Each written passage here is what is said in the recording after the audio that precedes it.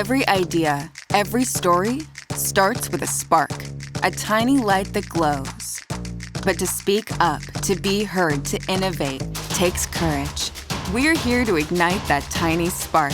We're here to foster Canadian voices, our narratives, our ideas. We're here to spark courage. Our logo is a showcase for our culture, our storytellers, our innovators, and it reflects our creators and communities. The Spark is a catalyst to push boundaries, to drive the future, and for Canadian voices to be heard on a global stage.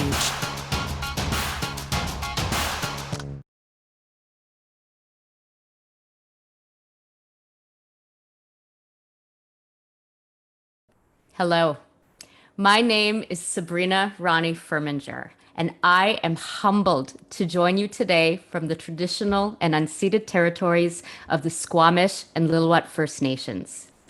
It is my great honor to welcome you to a Whistler Film Festival signature series event celebrating two remarkable artists whose contributions to the cultural landscape of this land are undeniable.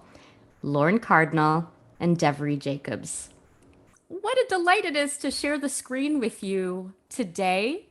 First of all, I noticed that the two of you seem to know each other. Can we talk a little bit about that, about your background with each other? Yeah, what was the name of that Kelton? I couldn't remember. Road Back Home or Road Home? The Road Behind. The Road Behind. I knew there was road in it. There was a road. Behind. Yeah, this is where I start from. Road, uphill, down road, up road. I don't know. But yeah, we had worked together on that, and Lorne was part of Kelton Stepanowicz's short film that ended up traveling to TIFF, and you were incredible in it. And then we had the chance to work together on that film and like really get to know each other. And obviously, I've known of you for like forever. You're legendary in the film scene. So yeah, we got to like become some film fam. Yeah, it was awesome. It was called the God's Acre. It was Kelton's short film I worked with him on, and we had a blast doing that, splashing around in the Lake Athabasca, I think it was, and then when we did our little road picture in Fort McMurray, it was very interesting because it was the year after the Great Fire, the big fire, the Beast. So we got to film in Fort Mac a year after that, and it was stunning. The places that we did. We shot in one place where it was just foundation. That's all that was left, and it was kind of heartbreaking. But right next to the house, like 15 feet away, was a perfectly intact dog house. So that's how selective. And I was going, they should have built their house out of that material because that was. It's strange to see that, but yeah, it was heartbreaking, and you could feel the loss of the thousands of people who evacuated and didn't come back. So it was still hurting a year later, but that's where we met in burnt out Fort McMurray. Okay. Heartache. I want to get really deep really fast with both of you and kind of deep, like let's barrel roll. Is that a thing? I don't know about rolling, or that's a thing, right? You dive and then you roll, and I don't do sports. I've done anyway. A few of those. Yeah, I've done a few of those on screen. Yeah, they're pretty awesome. Intentionally, unintentionally. I want to talk about what motivates you as artists, as performers. You know, let's start with you, Devery. What drives your work? I'm not sure necessarily what drives my work. I think it would be my innate curiosity and interest as a viewer of film and TV. But I know the responsibility that I carry in each of the projects that I take on, whether it's acting or whether it's a campaign that I do or projects that I'm involved with in any capacity. And that's making sure that I consider my community. Like, I grew up in Kahnawake Mohawk territory, and a motto that I kind of live by and will choose work by is like, if I feel comfortable and that my Dada, my grandmother, would be proud of me for being a part of this project, and as well as like the rest of my community, that'll help dictate like which projects I take on. Lorne, is there anything similar in what Devery says? It's very similar. I stumbled into acting for one thing, and once I found it, I knew this is what I was meant to do. It was just one of those epiphanies. It's not like anything I planned. It's just I stumbled upon it, and good fortune to be surrounded by incredible teachers and role models. But what I try and do is the same thing: is voice the stories of our people and our emotions. And I always try and expand, challenge myself to not be stuck in one stereotype, one pigeonhole. I try and I'm interested in the human experience, the human commonality, the universality of story, the universality of truth. And that's what, as an actor, that's what I always try and work in, is truth and honor. And I always know that I represent my people, the Neheo, the Crees of where I come from. And I know my ancestors have sacrificed a lot for me to be able to do what I do. So I am always conscious of that. And I try and do the same thing, is open up doors wider for the generation coming behind me, as those in front of me have done, like Tantu and Gordon and Augie Schellenberg and Gordon Tatusis and all these great, native actors who opened the door in front. So that's what I just try and do. That it's a responsibility that I take seriously. I always have time to make time for questions. If people have questions, I'll be more than happy to answer. But it's up to the person to come and ask. I don't go looking for people. So if you're out there and you don't be shy, ask questions, reach out. And I know most people would just love to answer anything, share the knowledge, share the experience. Yeah. Hit us up. Yeah. You're going to get so many people hitting you up now. So many questions. Yeah. And one of my questions then, I'm going to throw this back to Devery then, although I promise I'm going to switch up the order so you are not going to know who I'm going to ask next question. Seat. Yeah, exactly. It's probably going to be Lorne next. Anyway, I want to go back in time to get to know about who you were when you were a kid. Like, what kind of a kid were you, and what did you want to be when you grew up? And how much of what you wanted to be when you grew up was being informed by what you were seeing on television screens and movie screens? Were you saying you were switching it up this time, or which? No, I was going to switch up next time, but Gotcha. No, it's because Lorne, get in there. Go for it, Devery. Okay. I was a short, brown, round child. I was born with a big head, and so I didn't really have any. I wasn't. We moved around a lot. Like I'd start, all through all the way up to high school. Changing schools almost yearly. So I was always the new kid in school, and my dad was being a very smart man. He made sure that we went to all the white schools, because there was a school system for Native kids, and my dad knew that was subpar. He wanted us to get best education that we could, and so my brother and I were always the new brown kids in school. So we put up with a lot, but they also learned very quickly not to mess with us. And so we learned, because that was my dad's thinking, is you have to learn the language, you have to learn how the people who are thanks to the Indian Act, it's a paternalistic outlook, so we had to learn how their system works to benefit ourselves and to continually fight for what was agreed upon. So it was a very political family I grew up in. So we were always at conferences and meetings and stuff. So I was just worried about dinner. That's as my plan was. What are we having for dinner? That's right. As far as I was thinking. So, on TV, my uncle made a lot of appearances. Lorne Cardinal, he was in the news a lot. That was a big thing. And that and the Beachcombers. Hey, Jesse, there's Jesse. Hey, he was an icon in the house, and it was like Jesse, Pat John. So those guys. And my other role model was a guy on the Forest Rangers. He played Indian Joe, and I thought, oh look, there's a guy. He's talking to a bear. He's got to be Indian. And then I find out later that he's actually a Ukrainian guy with shoe polish in his hair, and he was just making up language as he was talking to the bear. It was like, what? I don't know. Yeah, but it was like one of my role models. I was duped. But That is astounding, actually. The Ukrainian side of me is just horrified to hear that. What about for you, Devery? What did you want to be when you grew up, and what were you watching? Yeah, I grew up in Kahnawake, Mohawk territory, and my whole family's still back there. And I grew up surrounded by language and culture. My grandmother was the principal of the Mohawk Immersion School. My two younger sisters have gone to Urdadiwana Nirdats, which is the Mohawk Immersion program.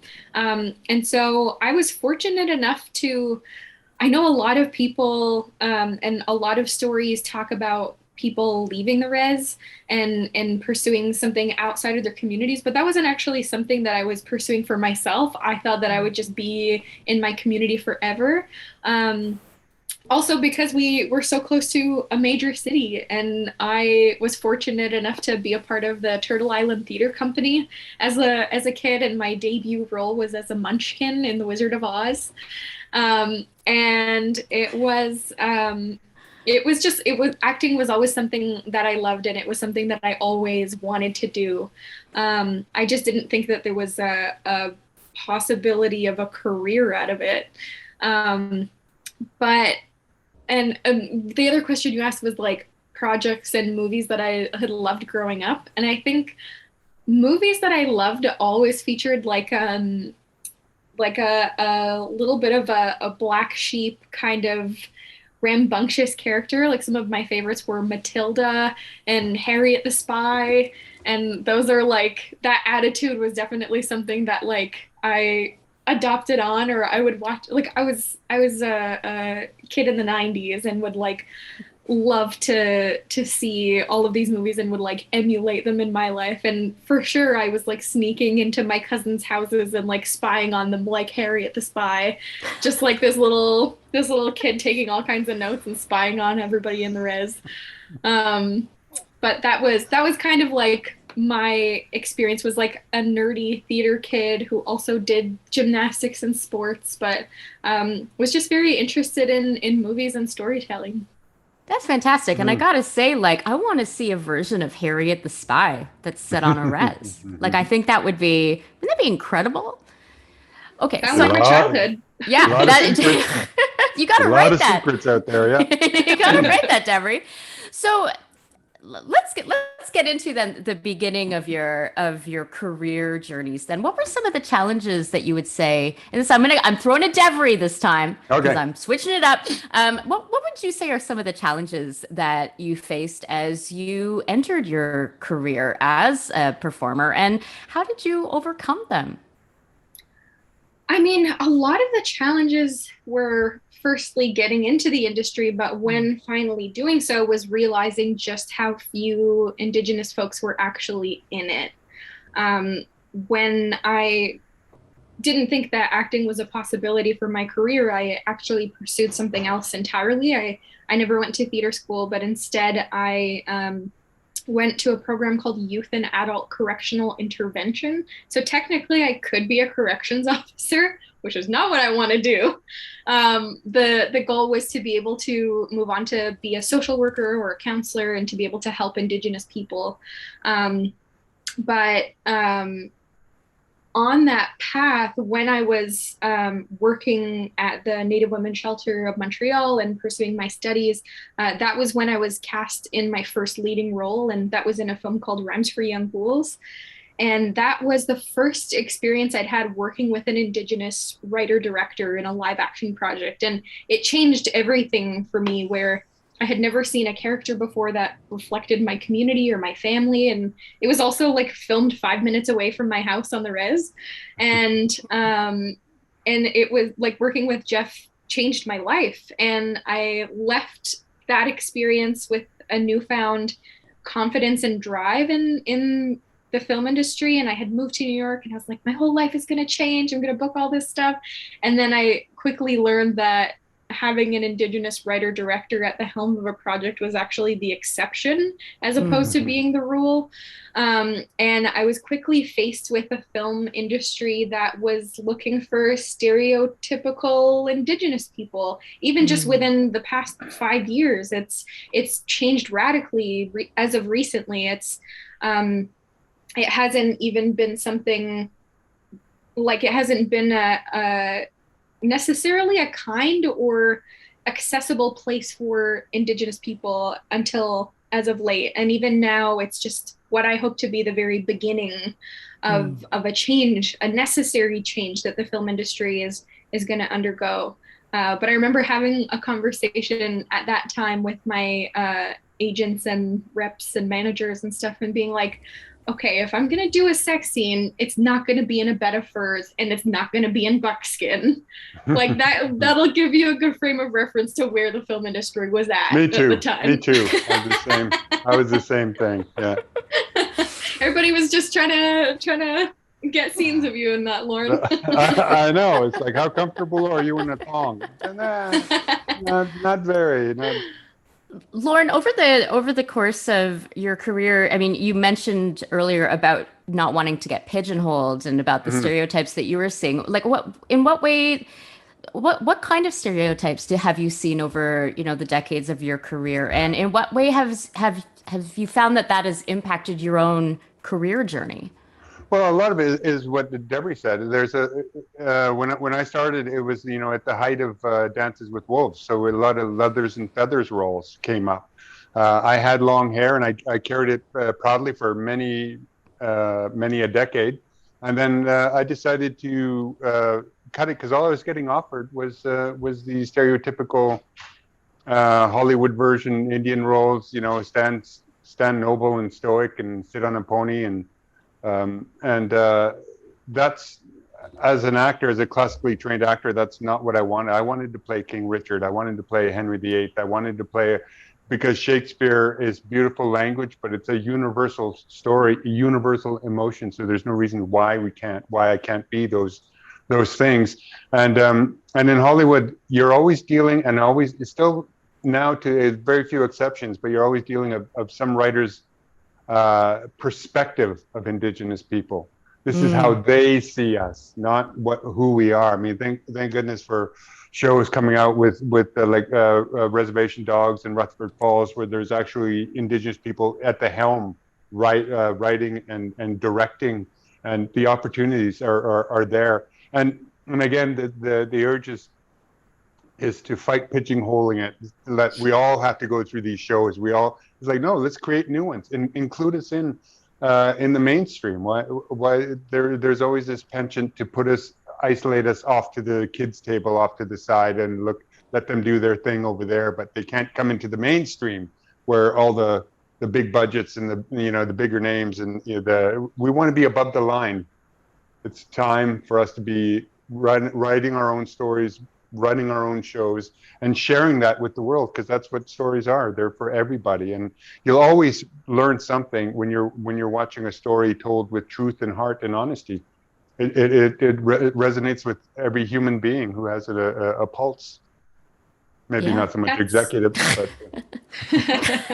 well, that's even like growing up. We've all been forced to empathize with white protagonists, so there should be no reason why other people from different cultures and backgrounds couldn't enjoy stories from our community. And I think that's so many of the creatives, from what I've heard from both Rutherford Falls and Reservation Dogs, have been met with feedback and criticism when they were pitching shows that nobody will be interested in Native stories. And I think these projects are proving them wrong.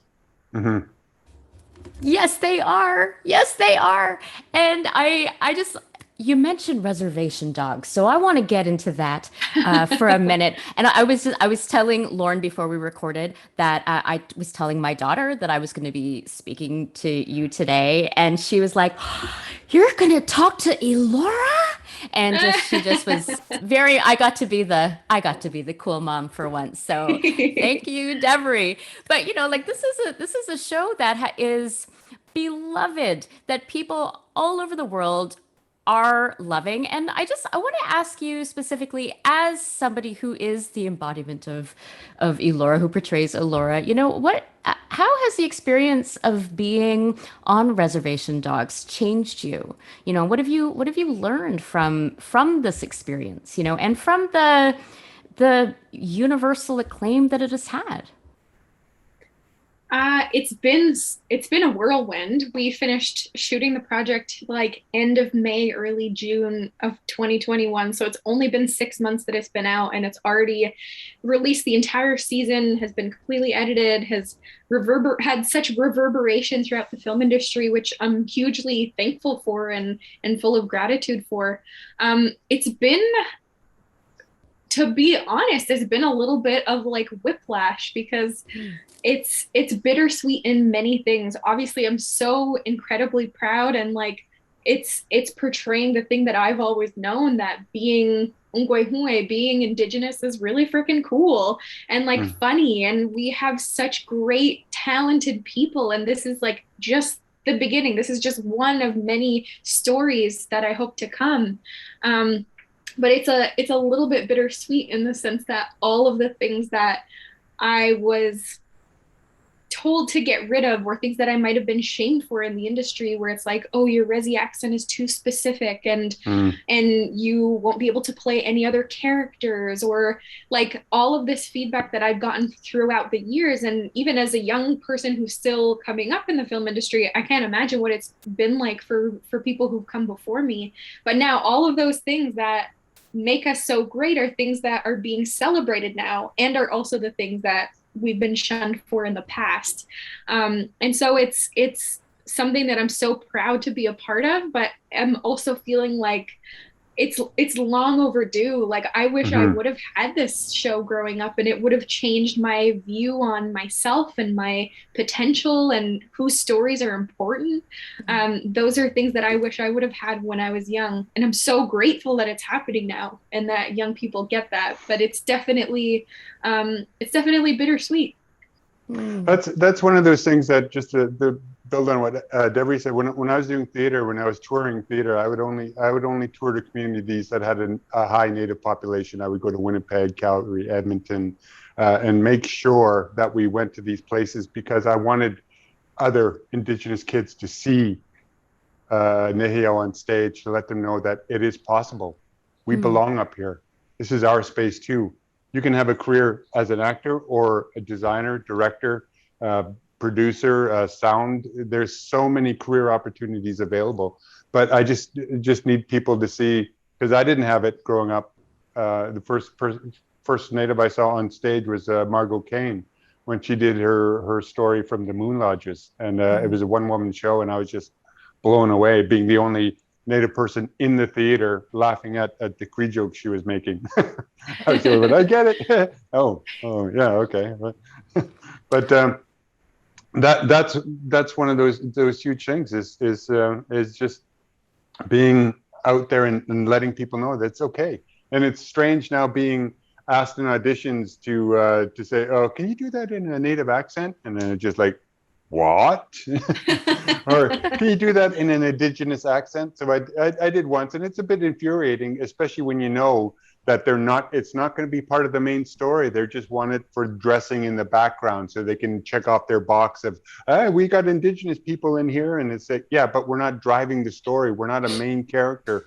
We're in the background. You're going to zoom in. We're going to be talking our native language. And as you pull back to the main characters, then you'll see us in the background. We're just, glorified background performers. And that's offensive to me, because if you're not going to use the Indigenous language for a reason, then don't bother asking to satisfy your own self. I mean, I had one director, he wanted something in, say you're in a Cree or in your language, say something and then maybe do a scene in your language if you can. And I said, okay. So I sang him a Cree song that I'd learned, and then I said, and here's another Indigenous language I picked up in my travels. And then I started doing a Scottish brogue, and now is the winter of our discontent. I mean, if you're going to say Indigenous, be a little more specific. You know what I mean? Indigenous is a global term. That's it. The Scots are Indigenous to Scotland. So do you, I mean, so that's you using your power. I mean, it is a power and the power of your presence and the power of your star power to educate director. Like, do you feel a responsibility to do that kind of, because that's work, that's emotional labor, that's like unpaid labor to It do is. that, or do you walk away and be like, I'm not gonna do this work? It all depends. It all depends. There's some directors who are very receptive to it and seek that. Writers as well. They'll come in. I say, I can't say this because this is offensive and this isn't accurate. And they'll go, what do you have in mind? Oh, well, here's what I would say, and here's how I would view this. And they'll go, oh, okay, let's do it that way. Mm. But always come with the solution. If you're going to point out problems, always have a solution. That's when I learned the hard way. But and other times you just know it's not worth it. It doesn't matter. I did one thing with me and the makeup guy. We came up with this design for this character I was playing, this face paint that meant it had meaning behind it. We put these dots for a reason, and this meant this, and this meant that, and then we showed the director, and he comes up, he goes, well, as long as it looks different from the other guys, that's good. And I went, okay. So that's where he was at, and me and my makeup guy were just like, how dare you? But that's what you put up with in this business. So Yeah. I want to talk about joy. Can we talk about joy? Because I don't think we talk enough about joy in our discourses, especially discourses around resistance as well, and about diversity and inclusion and representation. What role does, and this is for Devery, what role does joy play in your art? And how has this joy changed over time, if it's changed at all? Can you ask me that again? Yes. What role does joy play in your work? I think joy, it depends on the project and who's telling it. For example, with Reservation Dogs, like for me, that is a joyful project. Looking at Rutherford Falls and playing the character Jess in it, where I get to play like a little bit of a ditzy cousin who isn't necessarily representative of anything greater than this ditzy cousin from the res, is like just having opportunities for us to incorporate our sense of humor, which has so rarely been able to be showcased in that like playful way, and just getting to have fun with the work that we're doing, I think is really important for me, and has definitely shaped the kinds of projects that I want to play and for what reason. And there's a way to have bigger conversations about issues that impact our communities, but in a way that is still centering us and centering the love that we have for our communities, as opposed to some projects that I've been approached with that would be considered poverty porn or exploitative of issues of missing and murdered Indigenous women. There's still ways to tell these stories in a loving and joyful way that honors our communities and where we come from. And I think that's where I try and approach the work and the projects that I choose. That's the place where I approach it from. Mm-hmm. What about for you, Lorne? Joy is always. I look at being a clown kind of the thing that saved my life going up through schools, because we're new kid in new schools all the time. I used humor and joking around to get me a pass through some beatings, or people just like you and they open up and you become involved in the group. So it's a way of being included, because I was the funny class clown kind of guy. And when I found theater and acting, I was lucky enough to be trained firstly in Pachinko clown method, which is a brilliant method made by Richard Pachinko, which incorporated the medicine wheel and the 4 colors of direction. Like, it's very intensive work about connecting with that impulse that's within us all. And the beauty of clown is that everything is new for the first time. You see it for the first time. You react to it. You feel it, and then you go explore it. And everything is. That's where I derive Davis from. He was a clown character that he was just all or nothing. It was like he was 100% or 100%. Either way, There's no in between with him, wow, riot shield, wow, so it was fun playing in that world, because it's about purity, and it's about pure heart and intention and just impulse. Go that's I get the joy. That's why I usually start all of my characters. I start in that newness of discovering things for the first time and hearing it. And that's the trick that we have to do as actors, is be saying these words for the first time, so the audience can go believe it. But it's a hard thing to do when you've done the scene 8 times, and you still have to make it sound like, yeah. You're just gonna say you're gonna have to send me that Pachinko, you said? Yeah, Richard Pachinko. Yeah, there's a lot of people who teach it in Montreal as well, the clown method. The Richard Pachinko cool. Clown. It was stunning. It was a brilliant mind opener, because I thought, this is what acting's going to be. And I just got accepted into the University of Alberta for the Fine Arts Acting program. And I thought, wow, this is going to be, 4 years of clown and mask work and physical body work, and, be a physical guy. And then I get there and it's like, no, take out your books and here's your thing. Very intellectual approach to acting. And I was kind of like, what? Oh, okay. And then I learned, you need this too. You need to learn that part as well. And it just added to my toolbox. So now I've got a big toolbox I carry with me full of technique and craft and impulse, and just I go, what am I going to start with today? If I come into a problem with the script or the dial, everything is there, but how do you unlock it? Especially with Shakespeare, you have to unlock the rhythm of the language. And so I came away with, it was a good 3-year investment in myself. That's the way I looked at it. And highly recommend everyone just learn technique, learn craft. It'll carry you, and it'll make your career a lot longer. Because you've worked a few people. There are people out there who have incredible talent, but they don't have the technique to go to another level, because they don't know about that. They haven't been taught that. So they just stay at this level, and they repeat the same things that got them there, but no one's showed them how to get to the next level yet. And that's what technique offers you, and craft, and watching other people. Like, when working with Devery, I was like watching her like a hawk, going, how did she do that? Wow, okay, I'm stealing that. Because I was watching you too. You're just staring at each other all the time, being like, you go, no, you go. Devery, what qualities need to be present in a role or a character to get you really excited? I think even if they're closed off, I need to be able to have like access to their insides, like who they are, or like what it is that they want. And that was like one of the challenges in the role that I recently played, Alora Dan in Reservation Dogs, is that she is so guarded. But it was really through conversations with Sterling before playing the role, and knowing what was to come, and knowing her story and things that we discover about her throughout the series, that I was able to be like, okay, I got it. Like, I'm able to sink into her and be able to bring her to life, and hold that knowledge close, and let little glimpses out throughout the season. Yes, you did. What about for you, Lorne? What is a Lorne Cardinal role?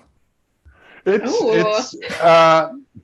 a lead, and it's the story. I always look for the story. The story is the one that draws me in all the time, because I always think, like, how can I add to the story? How can I help? And I love working. I work with like with Zoe Hopkins. It wasn't the lead role, but I knew the character, what his function was through it, and I went, that's what I want to do. I want to raise up the female leads in the director. I want to use my gifts and help them tell the story, and just help bring them up, challenge them, so they can go further and further. So and it's from my rugby background as well, being a team player. I know my role on the team, and I will try my best to bring everybody up and drag some people with me if I have to, or get put down if I have to. Go, no, okay, no, it's not about me. It's about this character here. So I will step back and raise up that person to help them tell the story as best they can. So it's usually the good story that gets my my ear. So yeah. Now, is there, Lorne, a type of role that you haven't played yet, but that you yearn to play? All my favorite characters that I've played so far have been on stage, but on film, I would love to be the guy who throws somebody through a plate glass window. That's who I want to play. I want to play the James Garner, broken down Rockford Files kind of character who's, his own worst enemy, but a heart of gold kind of thing, and throw somebody through a plate glass window. Most importantly. Yeah, it's got to be in there somewhere. Or I get set on fire, one or the other, because that'd be fun too.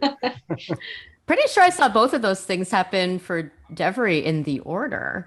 Now, what about for you, Devery? What is the type of role that you haven't played yet that you yearn to play? I think ultimately when I think of stories that I'm really interested in and like what I want to see out in the world, I think I'd love to play a character that's like reflective of my mom and her story at some point in my life. That's just like one of my personal goals at some point. But like superhero stuff would be cool too. Yeah. Oh yeah, I want to see that. I want to see that for both of you, frankly. Okay, so together in the same project. In the same, yeah. Staring at each other and watching each other, like you were describing before. All right, so we started with time travel, and I think let's conclude with a kind of time travel question. So I'm gonna start with you, Lorne. If you could go back in time to the beginning of your career to give yourself some advice, what would you say? I would say learn how to take no for an answer. Learn more behind the camera, because you can last longer and be able to tell our own stories if you learn how to produce and direct, which I do both, but I would have started earlier and been doing that, focusing on that a bit more. But that was it, and just be kind and respectful. That's always a good reminder to tell anybody, is always be kind and respectful to those you're working with. Yeah. Because they're working just as hard, and they deserve all the respect in the world for the craft that they bring as well. All the crew and everyone else involved. Because I'm just a face, right? Without all the efforts of all those other people behind the stage, I'd be in the dark and I wouldn't look as handsome as they make me look on TV. It's all magic, which I appreciate. You are ruggedly handsome. Come on. It's in my bio. That's right. It's in my bio. What about you, Devery? What would you say? If I were to look back, I would probably say to stop spending so much time trying to figure out what the other person wants, whether it's the casting director, whether it's so on and so forth, someone who's reading a piece of work you've written, and to really figure out what gets your rocks off creatively, and to focus on that, to do the work for yourself, because that's the place where I found that my work has resonated the most, and is also the most fulfilling, and that ends up making a greater impact on your work. Stop playing the idea of what you think this casting director wants, and just derive from yourself. Yeah. I was completely kidding before. I actually do have another question for both of you. And I know you. I unfortunately have to bolt right now. I've got a car. I got to get to the airport to go work on Marie Clement's project, Bones of Prose. So I have to go. Okay, fine run then. And work with Marie. But Devery, always a pleasure to see you, and I look forward to actually having a face-to-face in person. And Sabrina, thank you very much. You're rocking as usual. Thank you, Lorne. Thanks, Angela. Thank you, Whistler Film Festival. Okay. Thank you, good Lorne. to see you, Lorne. Okay, we'll talk to you later. Lorne left the building. I said I was going to go and be a movie star. I mean, that's what happens when you are a ruggedly handsome leading man like Lorne. The question that I wanted to ask you both was about your awards, that you are being honored with from Whistler Film Festival. I think that you are aware by this point, you are being honored with the One to Watch Award. And the write-up that I got from Whistler about the award is that you are being recognized for your immense talent that has catapulted you to critical acclaim and suggests that you're poised for even greater success. And so my question for you then is about success, especially in a career like acting. What does success mean to you? And how has it changed over time? I mean, success for me has been mostly emotional, where it's like making sure that I can look in the mirror and stand behind the work that I'm doing and feel that I'm doing my best to make my community proud. And I've also been able to reach a point where I've been able to financially sustain myself doing the thing that I love. And that I didn't know if I would ever be able to reach that point, and I have been. And so it's my hope that I can continue that. And it's living the life as a freelance artist is tough in any capacity. And so being able to do that is valid. Being able to financially support yourself is incredibly valid, and is one that I hope for all the freelance artists out there. Yeah. What kind of words of wisdom or advice do you have for those freelance artists who are on the cusp of getting that success or are yearning to have that kind of success? Like what kind of words do you think can sustain them through the more challenging times? I mean, I would say know your worth, in the sense that there are many people who would reach out and say, this is a great opportunity, and you might not make as much money financially as you might with another project, but it's great exposure. And that might be true for some occasions, but to know what your boundaries are and know how much you're willing to give, but then also at the end of the day, ask for what you need in order to sustain yourself on that journey. Yeah. It's not an easy one, and it's been many, many years of working jobs and having to sustain my acting career with supplemental income. And so I know what that's like, and being able to make a living off of what you want to do is huge. And I hope that helps in some capacity. So much of acting is not actually up to the person themselves. And so I think that's why writing and directing and producing has been such a creative outlet, and a place where I've been able to take control of my own creativity and narrative. Although even that, it's subjective depending on who grants financing and so on and so forth. So it's a tough industry. It's a collaborative contact sport. And so just keep on hanging on. Well, I, as a fan, will keep hanging on, and I cannot wait to see where you take us next. Thank you, Devery Jacobs. And thank you to Lorne Cardinal, who has left the building, but not left our hearts. This has been a Whistler Film Festival Signature Series event, and the 2021 edition of the Whistler Film Festival runs online until December 31st. To learn more about the festival and the films, you can visit www.whistlerfilmfestival.com. Thanks again. Thank you so much for having me.